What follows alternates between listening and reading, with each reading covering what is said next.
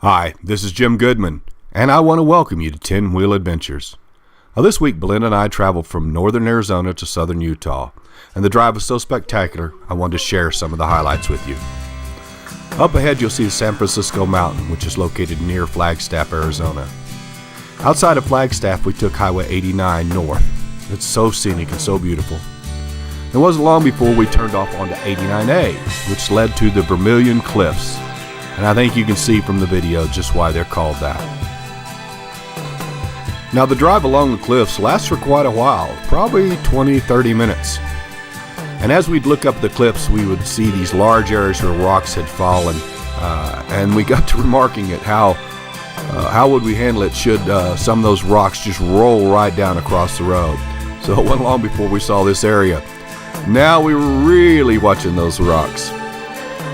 It's quite spectacular. Now there were a few little tourist destinations along the way, but mostly it was just the beauty of the scenery. Now we were climbing up a mountain into the Kaibab Forest, and I want to give you an example of the long curving road, just one side to the other, that I went through pulling this 42-foot trailer behind us. I want to give my Chevy dually credit. It did a wonderful job. No hesitation, was able to maintain the speed limit, track down the road perfectly with the trailer on there. So kudos to General Motors on that one. Now upon reaching the top, we had the descent down into the valley on the other side of the mountain, and it was so spectacular. The view was on for 30-40 miles out there. And again, more of the long curving switchback roads down, but this time the engine brake and the transmission adjustment on the Chevy made it very easy. I could just kind of tap the brake at a certain point and it would set that engine brake and just slow us right down. Now here we are entering into Utah. Lots of red sandy rock, sandstone.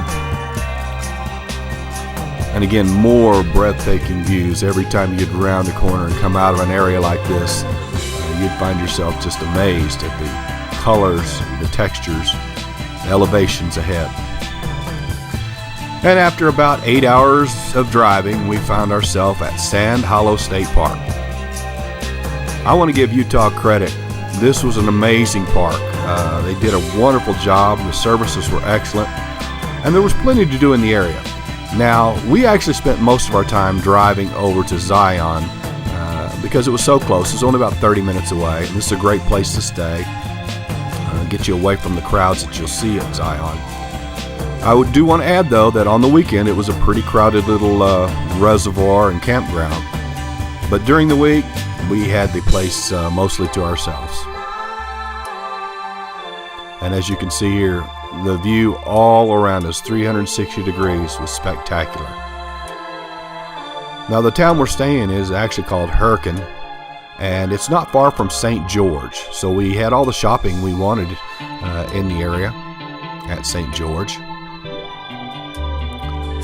And we loved our stay here. I'll have another video on our visit to Zion. Until we meet again, safe travels.